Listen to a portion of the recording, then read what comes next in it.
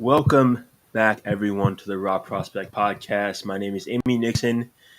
Today is September 15th. We're recording this right after the Chiefs just took down the Chargers at home on Thursday Night Football. And joining me from Austin, Texas, the Stat King himself, Mr. Michael Ween. What's up? What is up, everybody? Welcome back to episode 120 of the Raw Prospect Podcast. We are glad to have you here recording this on a Thursday night after week 2 kicked off with the Chiefs hosting the Chargers, a game that the Chiefs won by a score of 27-24 at home in a big divisional matchup. We are back after a wild week 1. We did not record a podcast last week. Our schedules conflicted. We were busy. We wanted to pick the week 1 slate, but we're back today to pick the week 2 slate. I think we're going to start with a little recap of what we saw tonight. And the picks are going to work a little bit different this year. We are only picking, instead of the full slate each week, we are only picking about 5 marquee games from the NFL from that week that we will choose based on the criteria. And we will pick those, and along with those, we will also pick the top 2, 3, maybe 4 on occasional weeks college football games. We are bringing back our lock of the week as well. That will be worth 2 points if you win and minus 2 points if you lose. And then we're also going to be picking the games outright. Who will win the game outright instead of just against the spread. So that's sort of the rundown of what will be happening today. We're already in week 3 of college football. We're going to be picking 3 games and then 5 NFL games from Sunday. So enjoy. And let's just go ahead and get right into this short recap of what we saw tonight in this Chiefs-Chargers matchup. Yeah, but real quick, according to our analytics, about 72% of you aren't subscribed. So make sure to subscribe to our YouTube channel. We've got a lot of good content on the way. This is actually our first time going live in a long time. So if you're into that, if you prefer that, leave us a comment, leave us feedback. But yeah, let's just get into this. This game tonight, man, it didn't flow the way that I had pictured it in my head. I think it didn't flow the way most of America pictured it. I believe the over-under for points before this game started was 54.5, I believe. So it ended up hitting the under, but it was really a defensive battle the whole game. Really, the defenses dictated everything that went on, whether it be, dropped in receptions or, little mistakes here and there. That's how the offenses were able to take advantage and ended up scoring the points they did. But it really wasn't that sharp of a game from both these offenses at certain points. But what did you think of the game? I thought, there's not much of a better way you could start this Thursday night football era than with a game like this. Well, I don't know how the quality worked out for you. I thought overall I did like Kirk Herbstreit being on the broadcast. I thought he brought some interesting, new, fun perspective.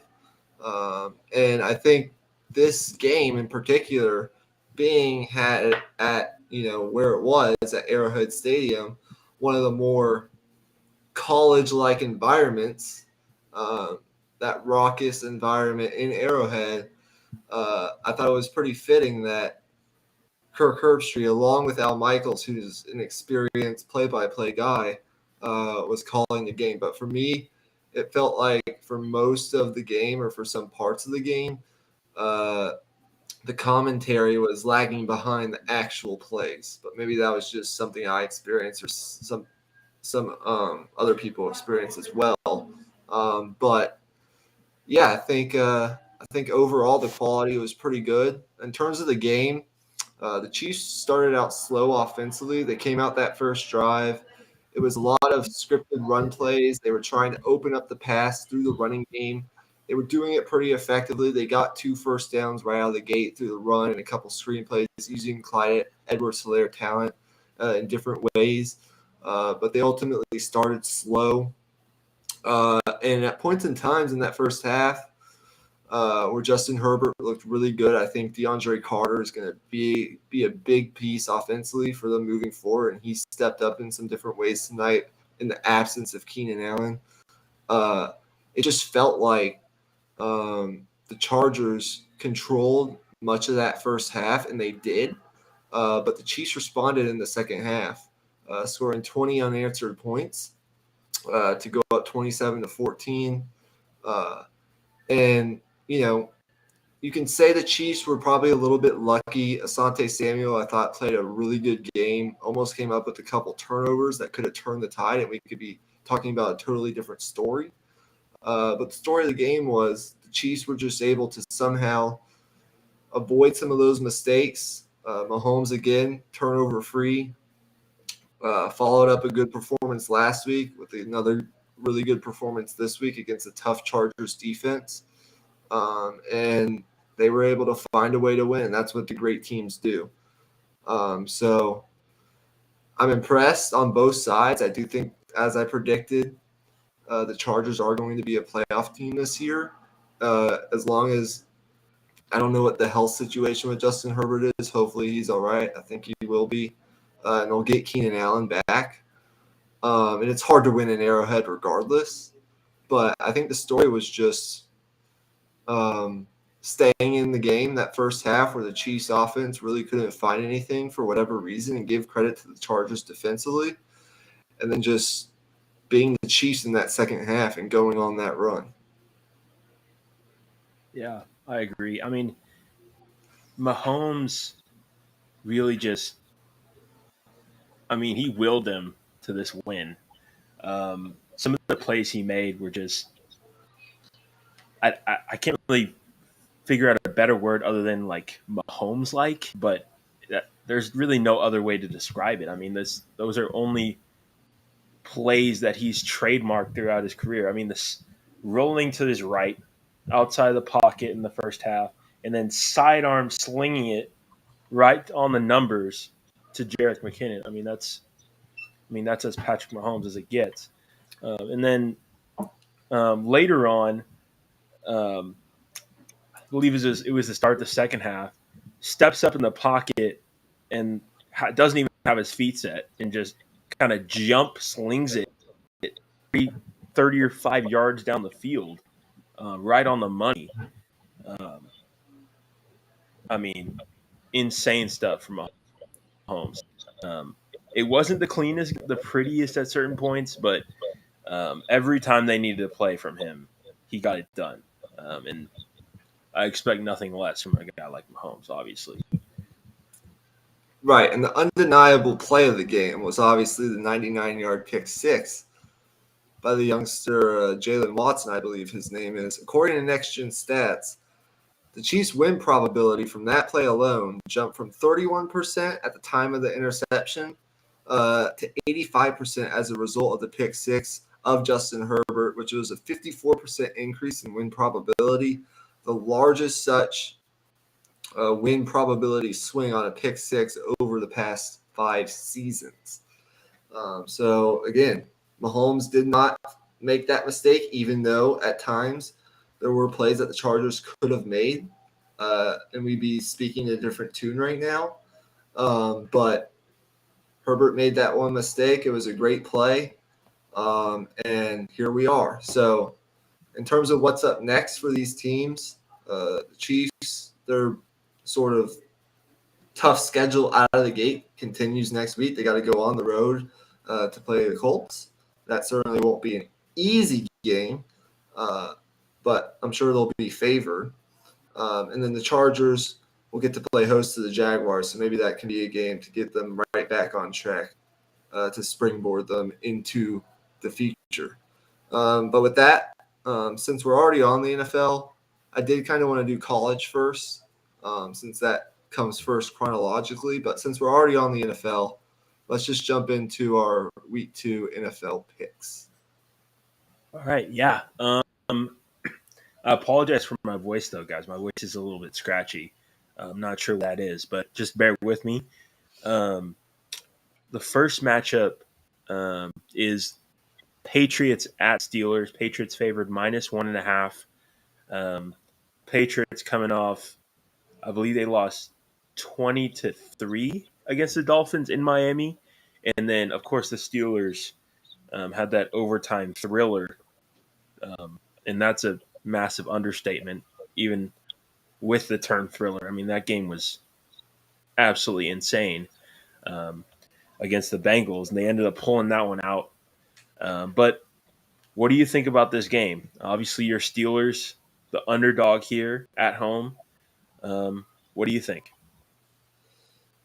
This game is really tough. If you really think about it, I sort of think of these teams as sort of mirror images of each other at this point. Um, both have defensive coaches, both have relatively young, limited ceiling, high floor type quarterbacks, in my opinion. The Patriots have a little stronger of an offensive line and probably a running game, but the Steelers have better weapons and are probably a little bit more explosive in what they can do offensively. And they both have great defenses, defensive coaches, defensive histories, that sort of thing. So when I think about these teams, I sort of think of them as mirror images of each other with some subtle differences here and there on the offensive side of the football.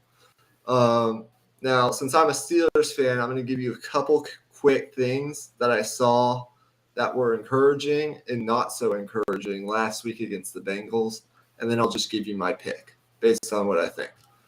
Number one, Mitch Trubisky. He's had worse weeks in his career in the NFL, but he's also had better weeks in his career in the NFL. I think that was pretty clear. He did a pretty good job of not putting the ball in danger, not turning the ball over. That was a key. Obviously, the Steelers crushed in the turnover margin, which is, why they won the game. And I'll get to the defense in a second. But I thought, it was a pretty average game for Mitch Trubisky. He made a couple plays with his legs when he needed to. Again, there wasn't much of a run game. The Bengals did a pretty good job of limiting the run. And Najee Harris, it's clear he's dealing with something in his foot. He's really not healthy right now. I think he's going to play on Sunday, but you might see more of the undrafted rookie Jalen Warren, who did a really good job stepping up on Sunday. But it's clear Najee Harris isn't fully healthy, or else I think he would have had more of an impact, especially through the passing game, because the Steelers like to utilize him in that way. But at the end of the day, I thought it was a pretty average game-managing type performance from Mitch Trubisky.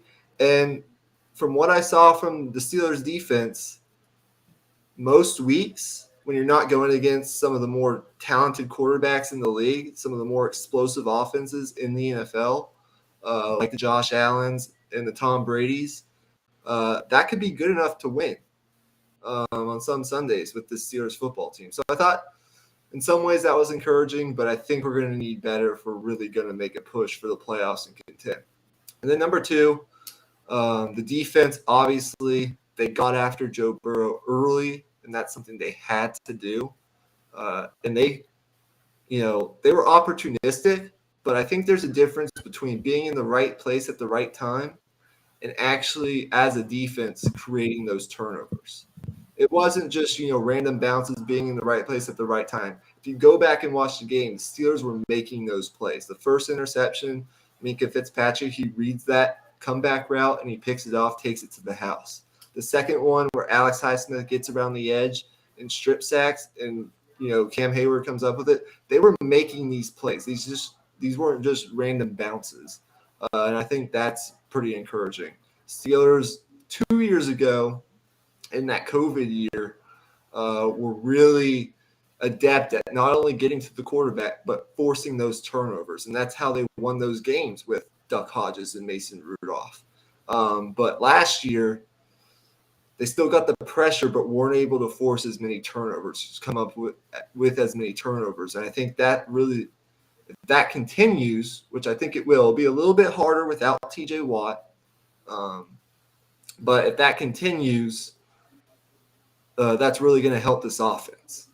Now, in terms of this game, and then I'll shut up and stop talking, I think the line has actually jumped to Patriots minus 2.5, according to CBS Sports, which, by the way, is where I get all these lines from, if you want to go see the lines for yourself.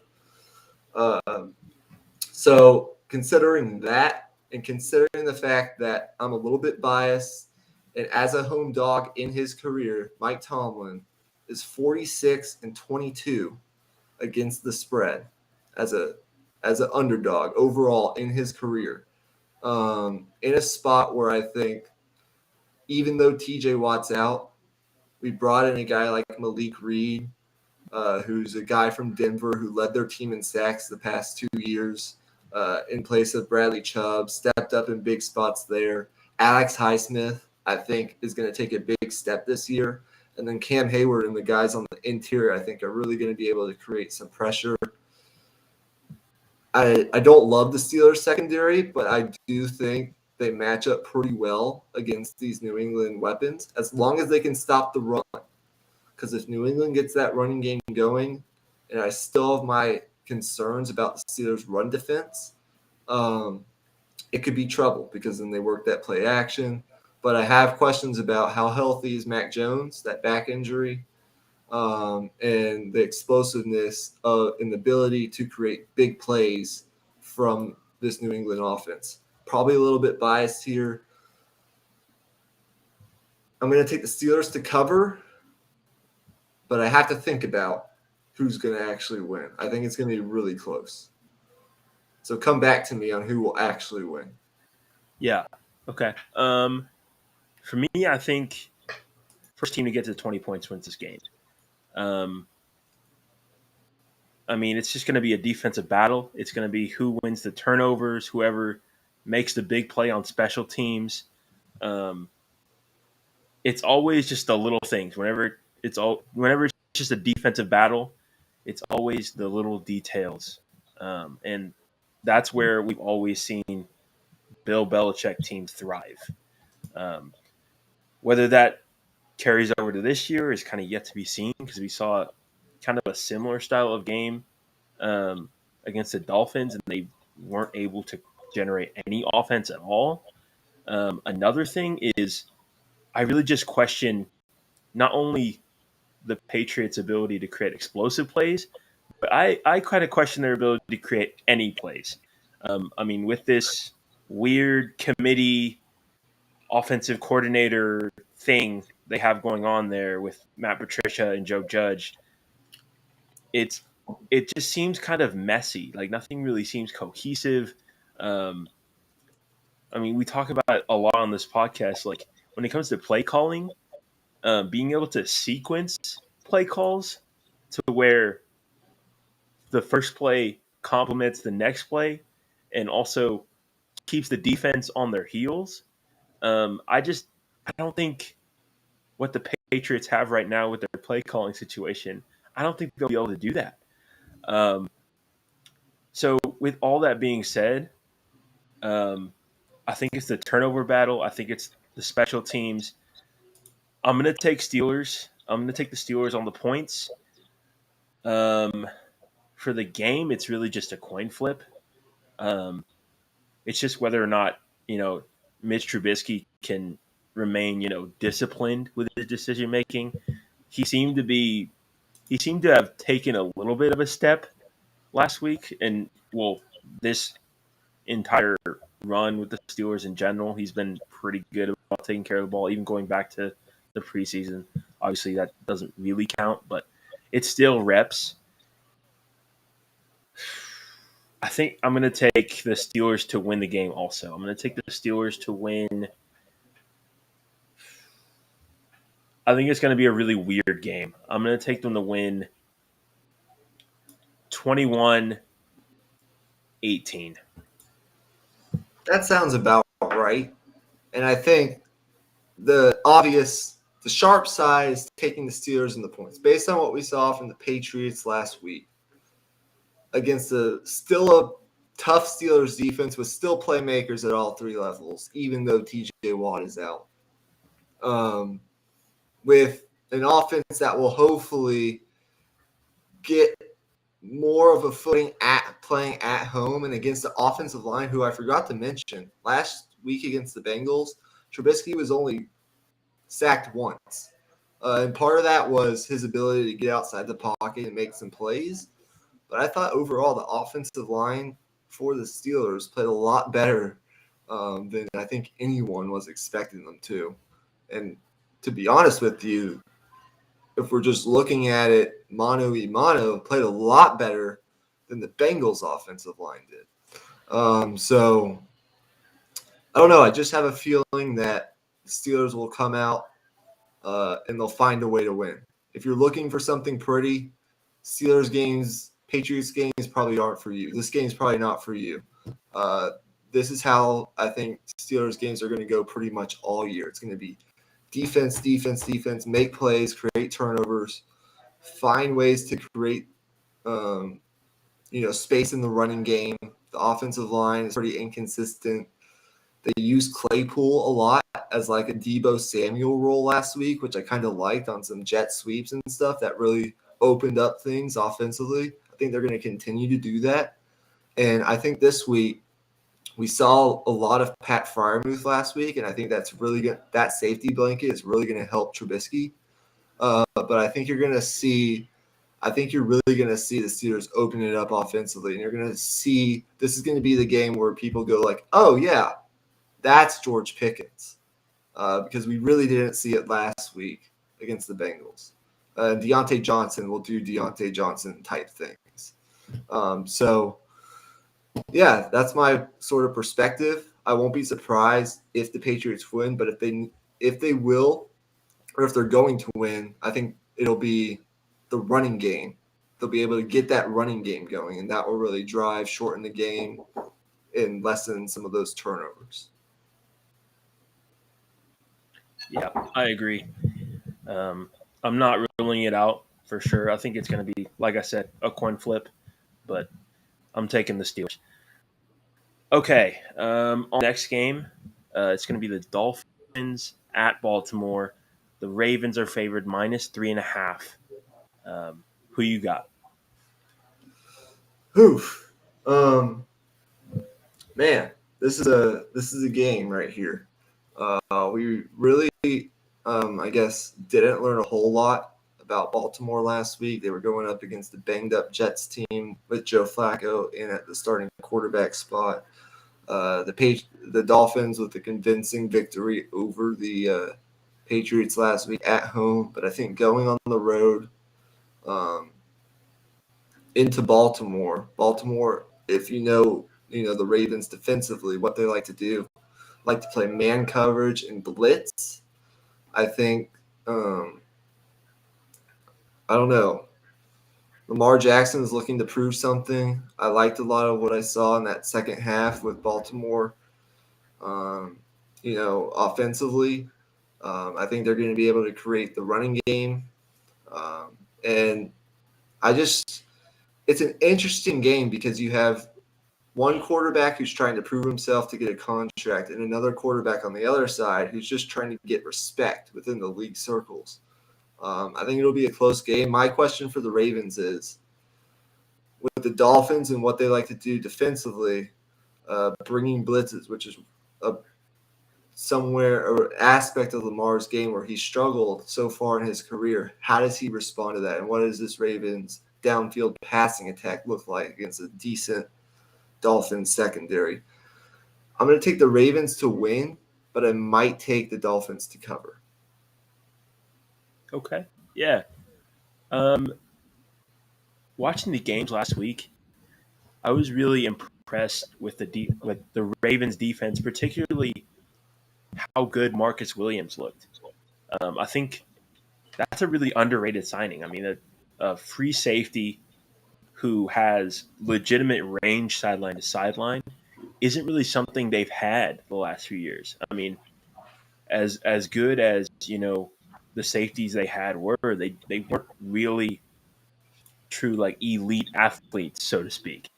Um, so I think that element definitely adds a lot to this Ravens defense, and it also allows them to be even What's more that? aggressive than they already were because they can trust that nobody's getting No. that last line of defense. Um, but on the Miami Dolphins side, that offense, I wasn't overly impressed with Tua last week, but he did what he had to do. Um, I think it was a very Jimmy G esque game. There was a few throws where he kind of put it in harm's way, and um, for whatever reason, it was dropped or it was kind of tipped around or it fell in their direction. Um, so I think he's got to clean that up for sure. But I just don't know how much I can really trust this Dolphins offense. If I'm being completely honest, it felt like a lot of run after catch stuff with Waddle and Hill, and against a Ravens team who is, I'm not going to say a better defense than the Patriots, but I just think they've got more oomph in certain places than the Patriots, for lack of a better term. I just think they have more star power, and I think that matters. All that dink and dunk stuff with the Dolphins, I think they're going to make Tua really uncomfortable with the blitzing and the different looks.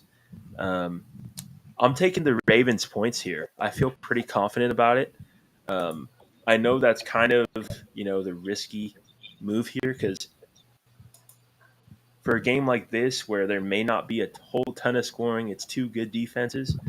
A field goal is quite a bit, but I don't know. I don't trust this Dolphins offense quite yet. I got to see it to believe it. Yeah, I think I'm actually going to change my mind, and I'm going to take the Ravens to win and cover as well. Lamar Jackson, 3-0 so far in his career in home openers.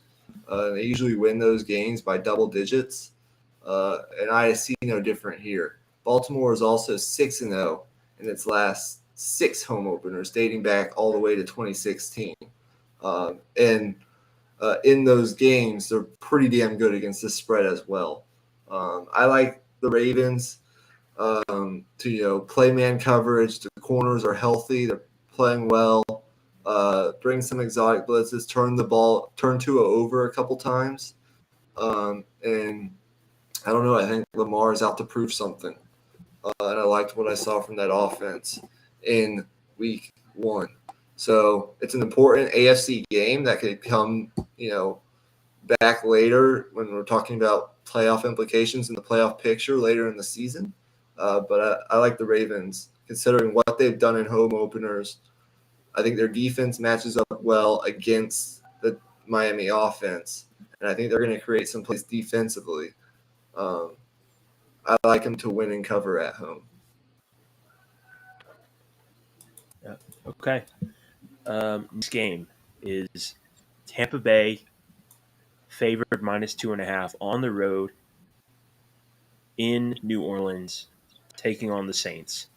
I'll start off for this one. Man, -2.5. This one's really tough. You know, the Saints last week up until the fourth quarter, they really didn't get much going offensively. And I kind of attribute a lot of that to the lack of preseason reps that a lot of these offenses were getting. If you look across the league in week one, the you know the bias was more tilted towards defenses. If you look across the league, there was a lot of sloppiness offensively because of teams' philosophies of not playing their players in the preseason, which is totally understandable. But you saw it with a team like the Chiefs, who did play Mahomes for a few series in the preseason, come out super sharp. Um, so I'm not going to hold. My point is, I'm not going to hold that struggle offensively in the first half and into the third quarter for the Saints against them. But I'm also I'm not entirely sold on the Saints offense either, particularly that offensive line. Giving up, I think, 5 sacks to the Falcons last week. Um, I mean, obviously the Falcons, they did improve their defensive line, drafting Arnold Ebiketie, et cetera, et cetera.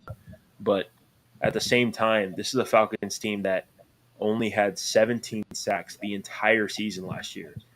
They were last in the league by a mile.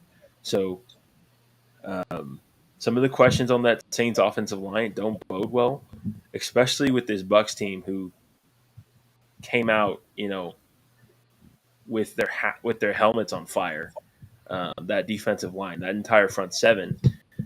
So I'm gonna take the Bucks, and I'm gonna take the Saints to cover, just because they're at home and it's a divisional game. There's gonna be a lot of emotion there, but I do just think the Bucks are the better team, and I think um, that'll really show itself probably by the time the second half comes around. They'll probably put the hammer down.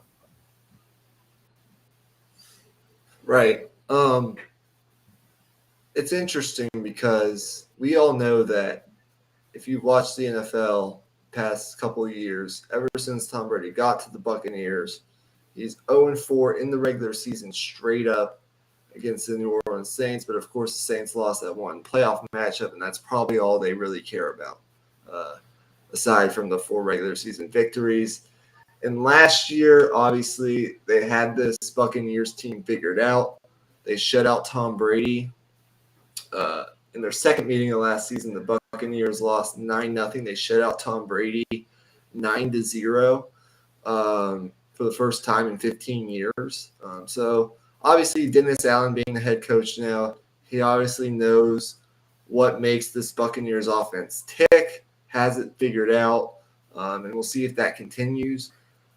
I know this Saints team has questions offensively. I know they struggled the first 3 quarters, and I'll get to that in a minute, of last week's game. But I might be more concerned about what I saw defensively last week from New Orleans. I expected a lot better. They gave up, especially up front. They really got pushed around up front for much of that game, and they surrendered more than 200 yards on the ground to a Falcons team that really I didn't expect that from. And on the Buccaneers end, they ran the ball pretty effectively against Dallas. Leonard Fournette rushed for 127 yards. He looked pretty healthy. The Buccaneers' offensive line, despite the big piece they're missing in the middle and some of the injuries that have happened, looked pretty good. So I think if the Saints want to win this game, that's going to have to be fixed. They cannot get pushed around up front and allow that sort of output from the rushing game of this Tampa Bay Buccaneers offense, because from then that's going to open up the passing game, and Brady will pick this defense apart. But I do think, given what we've seen and given the momentum the Saints sort of have carried over, if you believe in the concept of momentum, from that fourth quarter where Jameis Winston, I have the stats right here, in that fourth quarter against the Falcons, he played really well. We talked about this in one of our text conversations. 13 for 16, 213 yards, and 2 touchdowns in the fourth quarter alone It was a virtuoso performance from Jameis Winston in that fourth quarter against the Falcons. Now the Buccaneers defense is a little bit different of a story.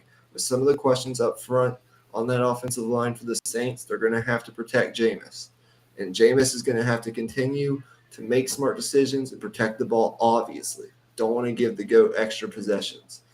But I don't know. I think this Buccaneers front is nasty. They're going to find a way to confuse Jameis, make some plays, make some turnovers. I think the Buccaneers are tired of losing to the Saints in the regular season, and I think they're going to steal this one by a field goal. I have the Buccaneers winning and covering. I know it's sort of risky given what we've seen, but I just think they're the better team right now. And that's not to say I don't think the Saints will eventually get their footing and make a run for the postseason down the road. So I don't know. I think it's by a field goal. They cover the spread. It's 2.5 point spread. A field goal would do it for the Buccaneers. So I'm gonna put my trust in Tom Brady, and they're gonna get this done. Yeah, that's fair. Yeah, and I think the Bucks are definitely going to lean on that running game a lot this year. I think not a lot of people are talking about with Bruce Arians heading out the door. Obviously, now they have a defensive coach in there, and as much as people want to say, oh, it's not really much of a difference. They still have the same offensive coordinator, yada yada yada. I still think some of the mindset things within the team change. I think they're going to be a lot more keen on running the football, especially with some of the offensive line injuries. And I think they're just really going to lean on the running game a lot more than the last couple of years. I think Brady leading the league in passing attempts is most likely a thing of the past. I agree. Our Sunday night game next week. We'll move along here as we're about 37 minutes in. Chicago and Green Bay. Why don't you start us off? Green Bay is favored by 9.5 points coming off a bad loss to the Minnesota Vikings in week one, where the offense looked pretty bad. But that was typical week one Green Bay type things. We'll see how they rebound against the Chicago team that actually got a big win over the 49ers last week, although it was ugly and nasty weather conditions in Chicago. So why don't you start us off while I put our picks in the spreadsheet?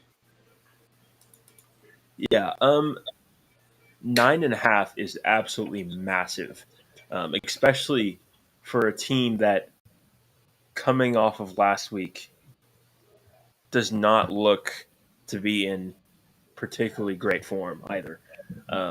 But one thing I do want to say about the Packers is they need to play man coverage more.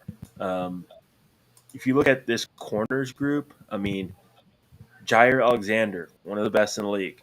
Eric Stokes in year two, one of the fastest corners in the league. Um, I mean, not the most polished. We knew that coming out, but I mean, he can man up. He's got the skill to do it. And then Rasul Douglas, I mean, he's a veteran. He knows what he's doing. And then you have all these guys, dropping into quarters the whole game. It doesn't feel right. I think Joe Barry's got to mix things up a little more.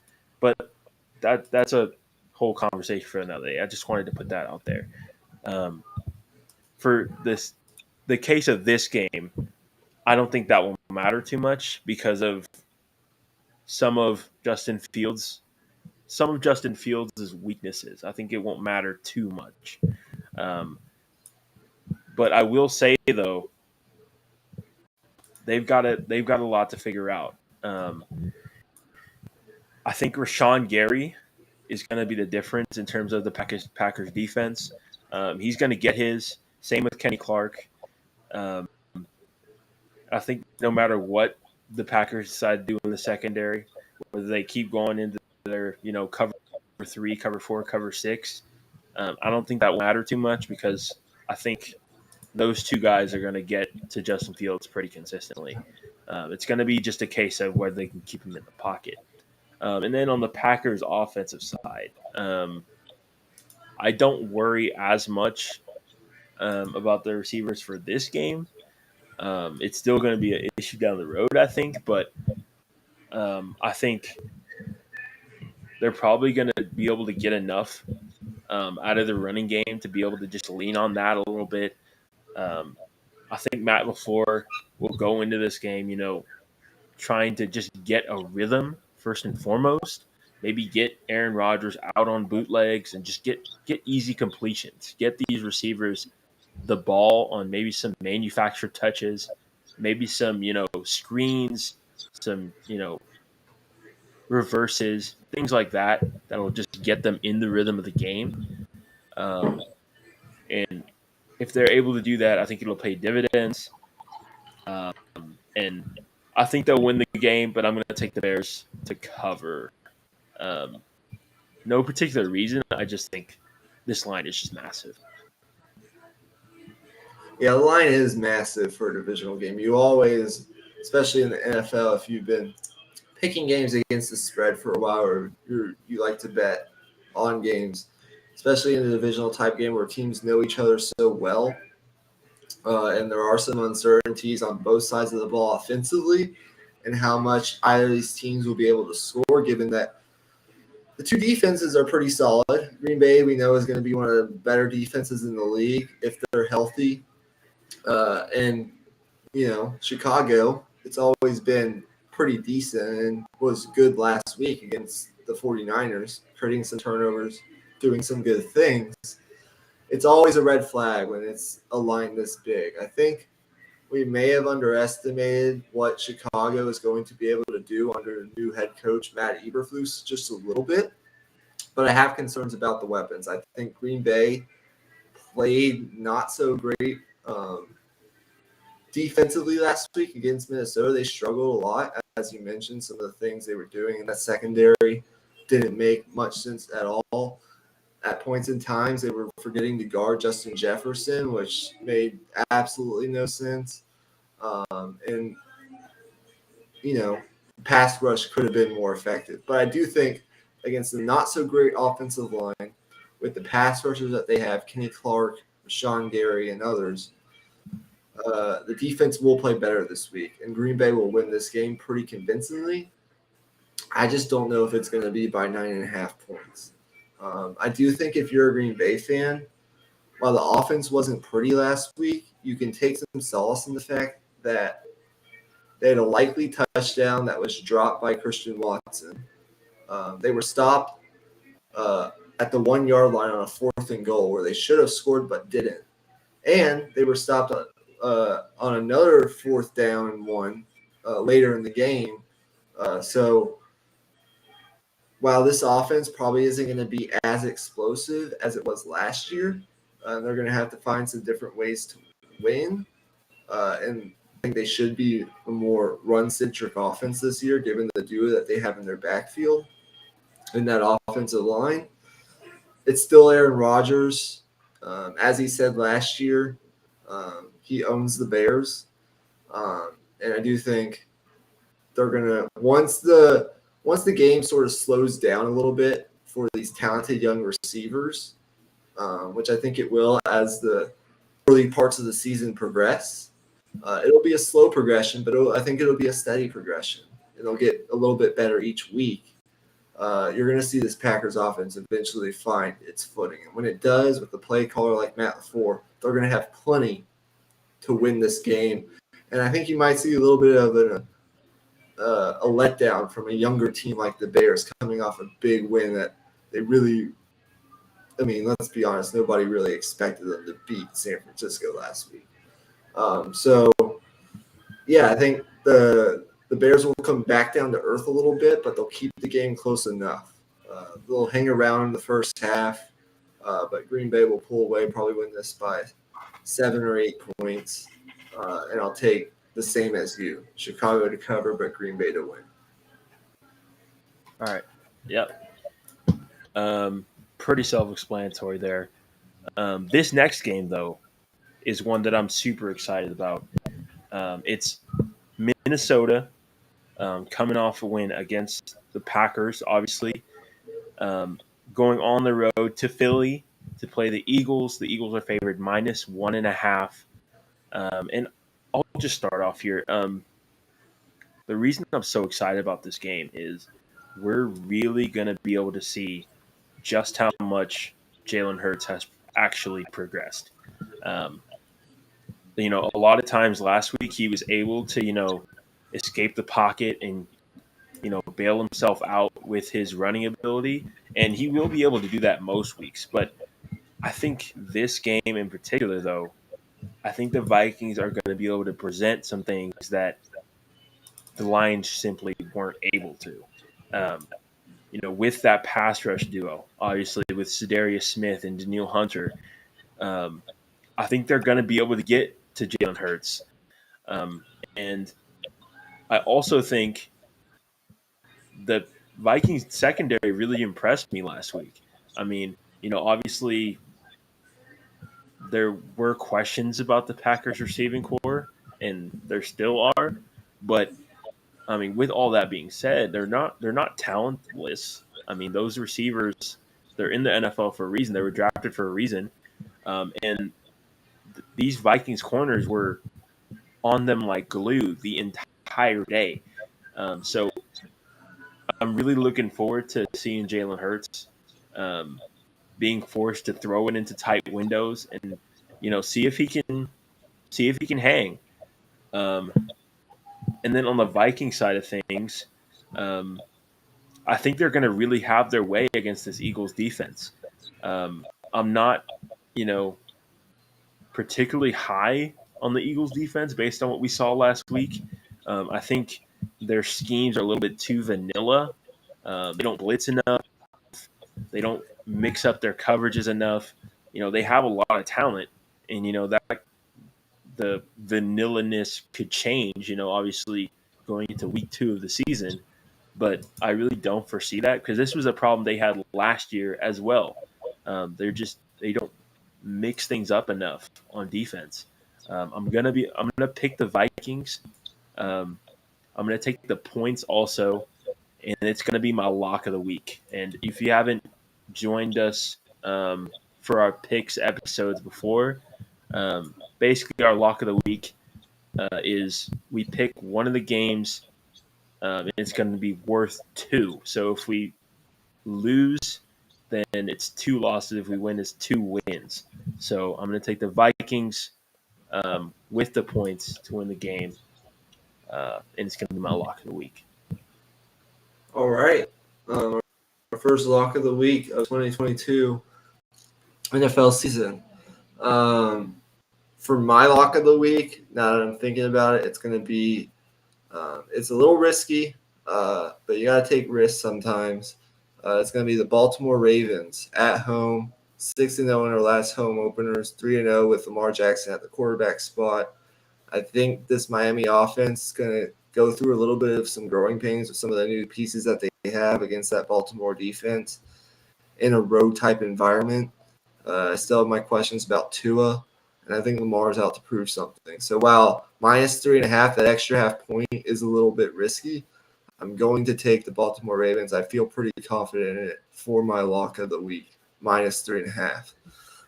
But with regards to this game, I do agree with you. I'm going to take Minnesota to win and Minnesota to cover, obviously, as the 1.5 point underdogs. I'll keep it short and to the point. The Vikings, to me, look like one of the more well-coached teams in the NFL. I know it probably is a little bit overreaction with the new coach and Kevin O'Connell, and it's week 1, but they looked really well-coached last week. In Kevin O'Connell's debut, they schemed up explosive plays, getting the ball into their best players' hands with Justin Jefferson. And their defensive performance, as you mentioned, that secondary played really well. I think that will continue. And it was obvious that the addition of Zordarius Smith and some of the things, the return of Daniil Hunter, some of the things they were able to do up front, getting pass rush will play a big role. I think they're going to mix up that zone, mix up their fronts, and make life hard, especially for some younger quarterbacks that we still have questions about, like a Jalen Hurts. We're going to see how much Jalen Hurts has grown. But that Eagles defense didn't really inspire much confidence in me. as of right now. I think it'll get a lot better as the season goes on. But they gave up 27 first downs and 455 yards to not necessarily the most explosive quarterback, most explosive offense in Detroit last week. So I don't know.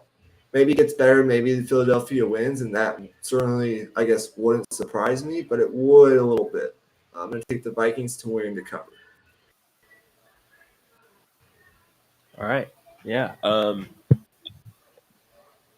mean, I would 100% agree, man. I think Kevin O'Connell, out of the coaches that got hired this year, like his team looked the most ready to play, and that's, I mean, considering he's in a class with Nathaniel Hackett, that's not saying too much, but I mean, pretty impressive stuff from the Vikings, and my outlook on them is pretty positive.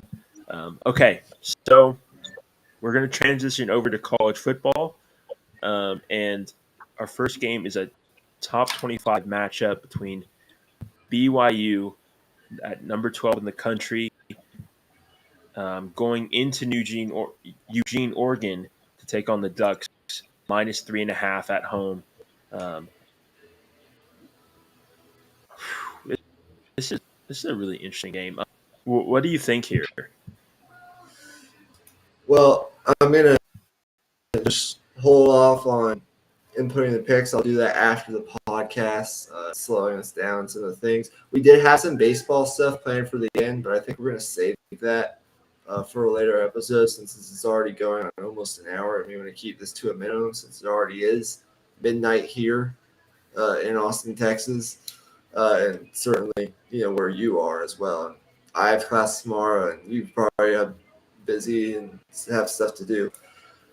I'm really excited to talk about college football and our picks this year. I think it's going to give us a little bit of a different change of pace. Some of the things are different. You have to think about, the environments a little bit more, the quarterback play.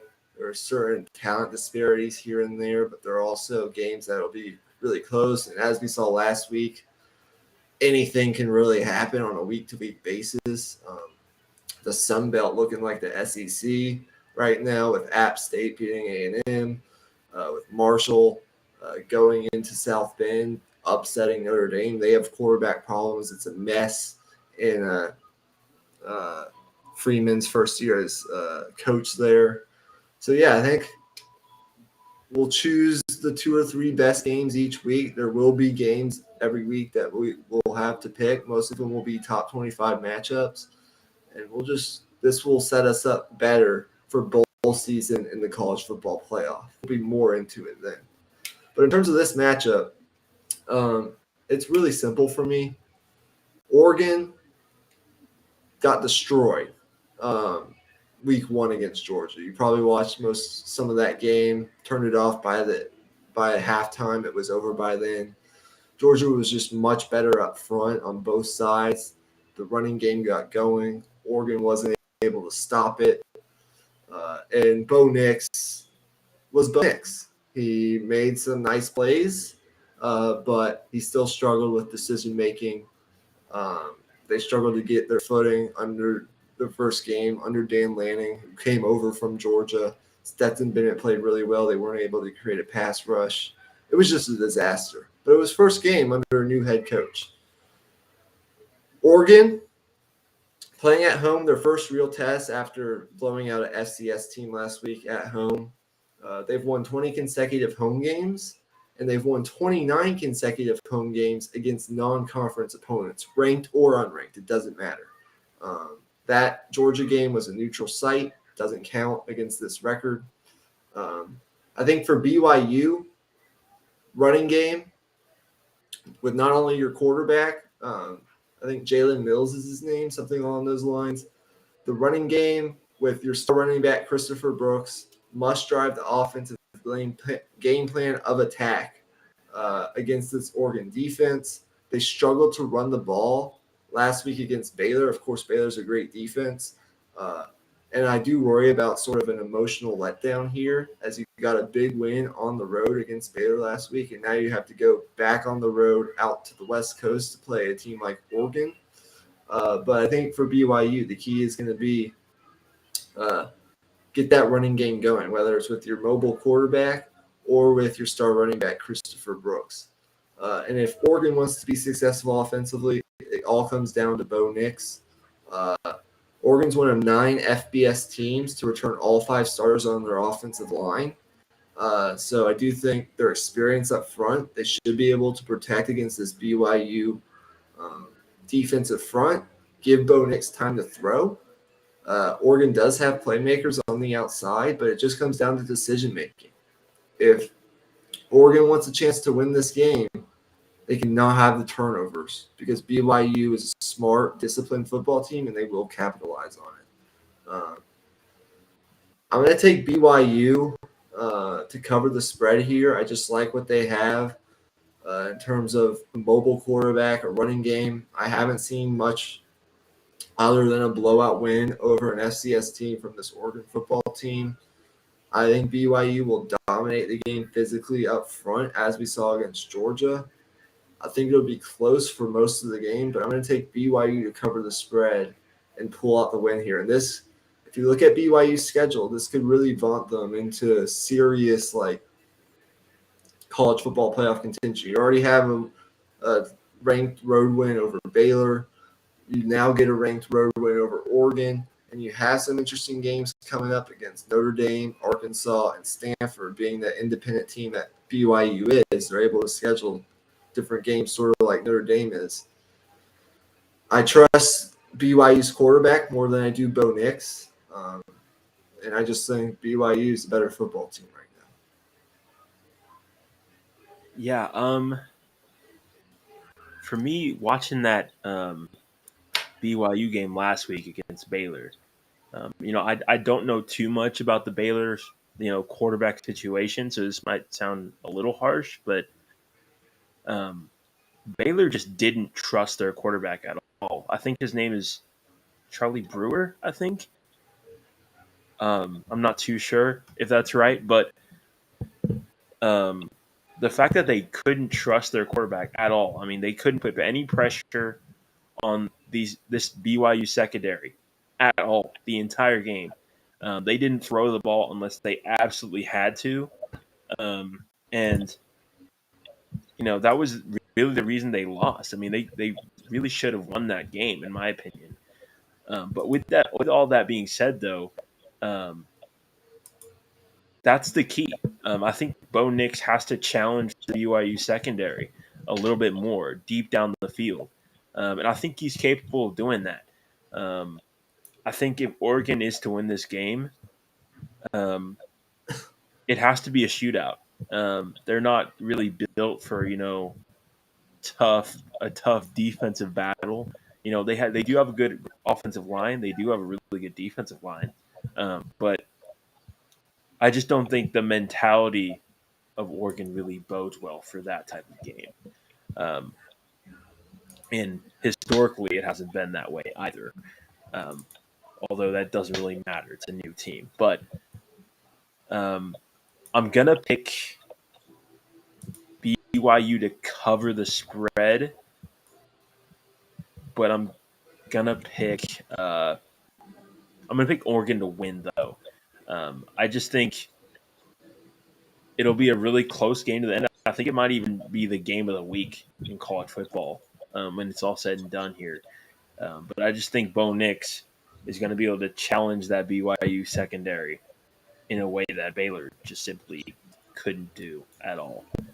Um, but I could be wrong there. I think um, assuming that BYU secondary can't cover might be wrong because they just weren't really challenged. I just don't really know. It's just a question mark. Fair enough. And look, if Oregon wins, it certainly wouldn't surprise me with the playmakers that they do have. I just personally can't get over the questions that I have with Bo Nix and his decision making. If he makes good decisions and they're able to limit the damage in the running game for BYU defensively, as they do have some really talented players. Noah Sewell, the linebacker, going to maybe be a first round pick. this upcoming season on defense for Oregon. If that unit can play better up front, stop the run, BYU might be missing their top one or two playmakers outside offensively in this game. We don't know yet. They're questionable. Their top two receivers, their top two playmakers downfield. If Oregon can really stop the run and make BYU throw the football, um, who knows? In that raucous environment where they've won 29 consecutive non-conference home games, they could win this game. But I just think Bo Nix going to be prone to one or two turnovers against this BYU pass rush, and that for me is the difference. But we will see, and I do agree with you. I think this could end up being the game of the week in college football. I think it's a 2:30 kick for people in the Central Time Zone, so I think it'll be on ABC or CBS. I'm not quite sure the channel, but yeah, be on the lookout for it. Yeah. Okay. With that, we're just going to move on here. Our next game, second last game of the podcast, is going to be number 22 Penn State at Auburn. Penn State is favored -3, and it's a battle of two 2-0 teams, two teams that faced each other last year as well, where I believe Penn State did come out on top in that game. But what do you think will happen this year? What do you think? Well, there are a lot of questions at Auburn right now. Auburn is sort of a program in transition. They're trying to figure some things out. It's sort of been a soap opera train wreck, per se, since they hired their new head coach, Brian Harsin. His first year last year was disappointed after a hot start, as they finished, I think, with 6 wins last year after like a 3-0, 4-0 start. Brian Harsin's been under fire in the offseason. They fired the athletic director recently who hired him. So that's sort of giving him a buffer zone here where he can sort of try to build some momentum, hopefully. The recruiting hasn't been great, as you would expect at a program like Auburn, with the history and just with what they've been able to build as a program over the past decade or so. It's just been sort of a mess. And Penn State's sort of been the opposite. Under Franklin, their head coach, they've sort of been a steady presence in that Big Ten conference. And they have some stability with Sean Clifford, their quarterback, coming into his 4th year as a starter, 6th year within the program. You're probably like, oh, man, this guy's been in the program forever. Well, he has. He just hasn't been the starter the entire time. One was a redshirt year, another with the COVID extra year and all that. He's back for a 6th year in the Penn State system and 4th year as a starter, his final year of eligibility. For Penn State, it's simple. You lose Jahan Dotson, your best receiver, but you have the weapons. You still have the weapons. Parker Washington, the transfer from Eastern Washington, and Mitch Tinsley, and their tight end, I'm forgetting his name, but he's one of the better tight ends in the Big Ten and in the country. You have the weapons. If you're able to protect Sean Clifford, we know what Sean Clifford is. He's a veteran. He's been in these environments before. He was just in one 2 weeks ago at Purdue, a game he was able to win on the back of his performance, leading a game-winning drive in the last couple of minutes. He's not going to be flustered by this road environment that Auburn presents, even though it is crazy what you sometimes experience down there at Jordan-Hare. We've seen the craziest shit. Excuse my language. We have seen you're not a huge diehard college football fan, but you know sometimes what happens at Auburn. Weird shit happens sometimes. I think the questions for this Penn State offense are along that offensive line, especially at the tackle position. And if you look at what Auburn has up front, these are still SEC athletes. Colby Wooten and Derek Hall, they're 2 edge rushers. If they're able to create pressure, given the limited athleticism of Sean Clifford, and put this Penn State offense behind the chains by getting to Sean Clifford and putting pressure on him and maybe forcing some turnovers, it's going to be trouble for Penn State. But if Sean Clifford is protected, he's a veteran. He knows what to do. He knows how to run this offense. He's been in road environments before. He will pick apart a not so very good Auburn secondary with some of the weapons that he has. That's the key for Penn State. Protect Sean Clifford. Don't let this Auburn edge rush get to him. Because if you do, that'll set you behind the chains. You're not going to, have the run game that you want to against this Auburn front. I think they're just better up front defensively than Penn State is up front offensively. So the pass game is going to have to be effective. And in order for it to be effective, the offensive line is going to have to play well. For Auburn, it's a different story. It's all about the run game for Auburn. They have a star running back in Tank Bigsby, who's the center of this offense. He's averaged 6.8 yards per carry so far in their first 2 games against lesser competition than Penn State, but he's the centerpiece of this offense. TJ Finley can do some nice things. The key for him is sort of similar to Bo Nix. Don't turn the ball over. His decision-making through the first 3 weeks with 3 interceptions has been questionable, but his ceiling is high. I don't think Auburn has the playmakers offensively right now to keep up with Penn State. -3, I think, is sort of right where this line should be at. I do think if Auburn wants to win, they're going to have to control time of possession, run the ball, wear down that Penn State defensive front, and open up some of the passing game for TJ Finley. And he'll have to make smart decisions. But I just don't think Auburn has the playmakers right now outside of the running back group. Through the passing game, I don't think they're explosive enough to get the job done and to win this game. I'm tempted to take them to cover, but I think I'm going to go with Penn State -3 to win. I just think they're a more stable program right now. I trust their quarterback more, and I think they're more explosive offensively. Okay. Yeah, that's fair. I have a weird feeling about this game. You know, all of the signs point towards Penn State, as you mentioned, obviously with the struggles Auburn has had defending the pass, giving up 236 yards per game in the first 2 games, and that was against Mercer and San Jose State. Far cries from Penn State, to say the least.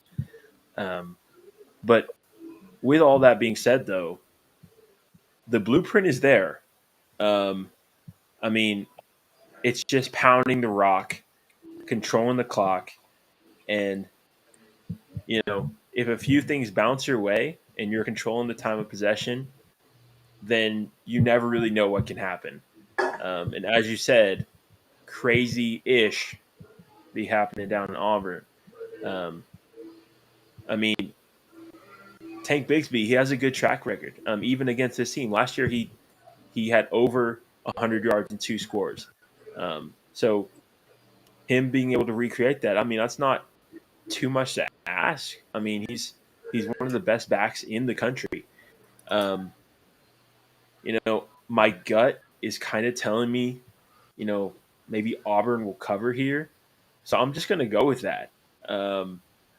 I think the home field advantage here matters a ton, especially since Penn State really does rely on that passing game a ton. And I think some things in terms of, timing and, false starts tend to happen a lot when you're on the road in a hostile environment like Auburn.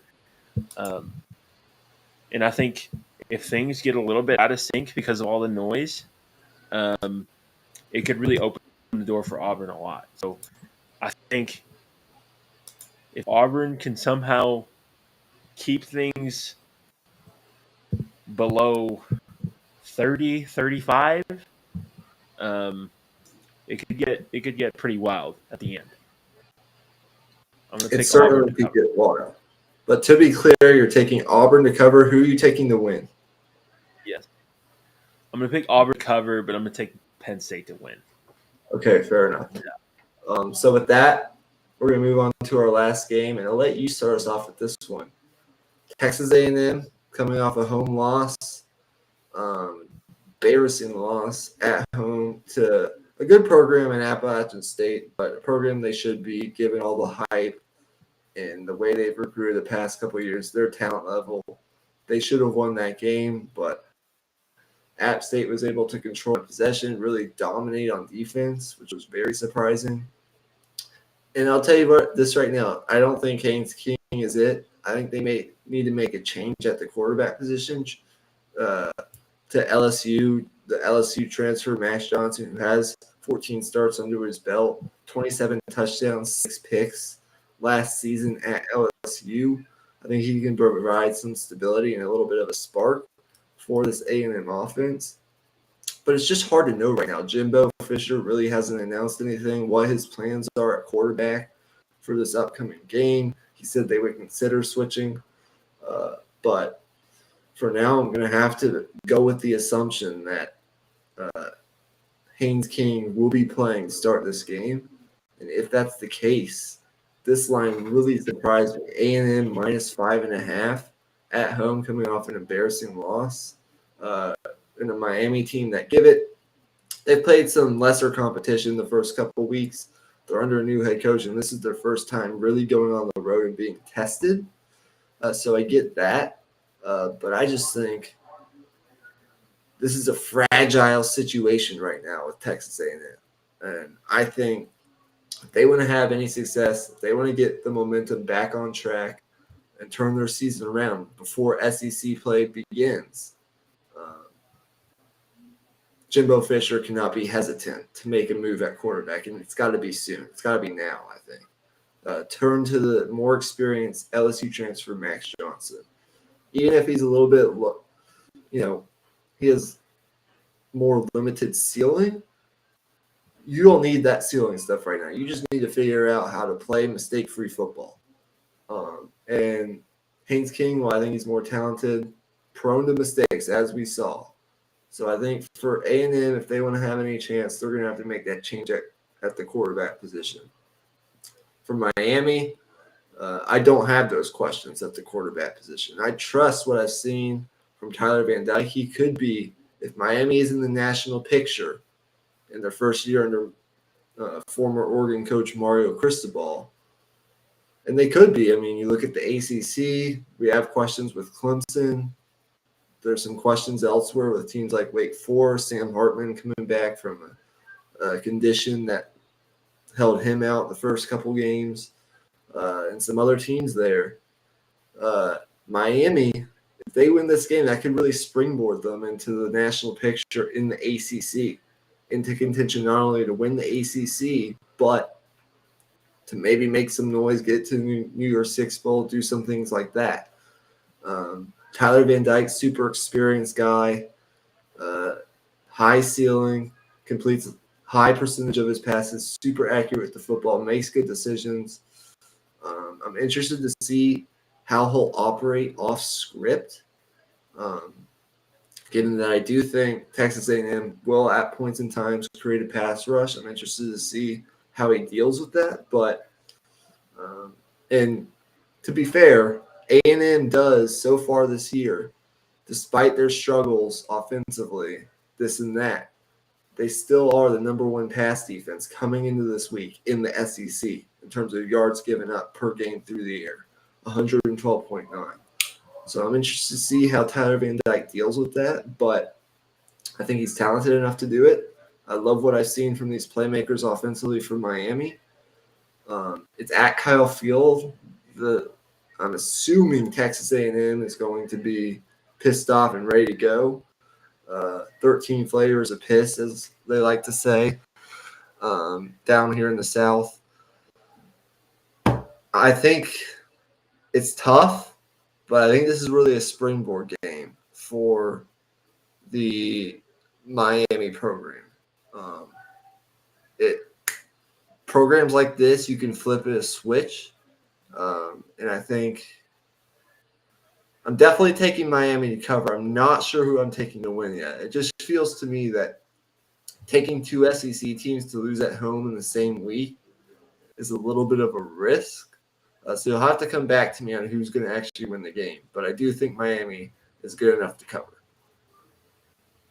Okay. Yeah. Um, yeah, I don't know what to think about Texas A&M right now. I mean, with all the talent they have on that team, I mean, what is it? It's been two straight number one recruiting classes, I believe, and before that, a top three one. Um, the struggles are head scratching to say the least. Obviously, recruiting and putting it on the field doesn't always correlate, but um, this team just seems to be messy. They're not detail oriented. It seems defensively they've been really good, as you said, but you got to score points to win games. That's the bottom line. I mean, putting up 14 points against Appalachian State at home, um, it's inexcusable. And it doesn't just fall on the quarterback; it also falls on the running game. Um, at some point, you got to just I don't want to say man up because that doesn't really feel right. Um, but at some point, you just got to get angry and just willpower willpower the other team just at the line of scrimmage if you want to win. Like um, this team just didn't really seem to show the fight. That's what was most concerning about it to me. Um, I'm gonna pick Miami here. I'm gonna pick them to cover, and I'm gonna pick them to win. Um, I know that's like you said. It's kind of risky. I mean, picking two SEC teams to lose at home in the same week, but with the amount of upsets we saw last week and the amount of craziness we see in college football, I mean, it's not out of the question. I don't trust this Texas A&M offense enough. I just don't. Um, they can definitely prove me wrong, but I just got to see more from this running game. I got to see if they can, just get these weapons out in space. I haven't seen any creativity in terms of that either. It's on the coaches, it's on the players, it's on everything. So I just think Miami's just in a better spot as a program in general. So I'm going to take them to win. I agree with you. I think I'm going to take Miami to win as well, and this could really springboard them. As I said, in the conference play with huge momentum, and on the other side, who knows how far this spirals downward for a program with high expectations coming into the season in Texas A&M. And they'll need to rebound quickly going into SEC play. I think next week they have Arkansas on their plate. It's not going to be an easy or necessarily easy sledding, if you will, for Texas A&M. But I think that wraps it up. 3 college games for you guys, and 5 NFL games for you guys. We landed in a good spot, about an hour, 20 minutes. So I think that's going to wrap it up for today's episode. Yeah. Thanks for watching, guys. This was our first live stream in a long time. We just wanted to make sure we got these picks out first and foremost because recording and then editing, also with my homework schedule and my like sports schedule and everything like that, it's not the easiest thing in the world. So, um, thanks for watching. Drop a like on the video, and I'll let Michael sign us off. Yeah, make sure you like, subscribe. As Emmy said at the beginning, I think like 70% of you who watch our content or listen to our content aren't subscribed. So definitely hit that subscribe button. We greatly appreciate that. This will be the format going forward each week.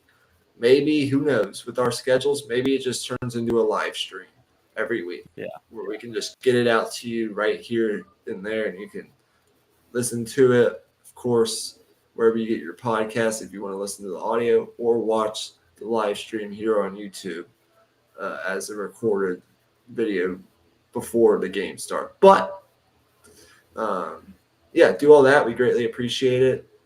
Enjoy football this weekend. I'm sure Emmy and I, we're going to have some baseball content coming soon. Not sure when that will be, but 3.5 weeks till the playoffs. We got to get something out there. So whether that's a separate episode or maybe it's put together with next week's picks episode, we'll see. But until then, I guess just like Roger Federer's career in tennis, what a legend as he announced his retirement today. And just like Scott Frost's job at Nebraska, Yep. we are going. Peace out, y'all. Peace.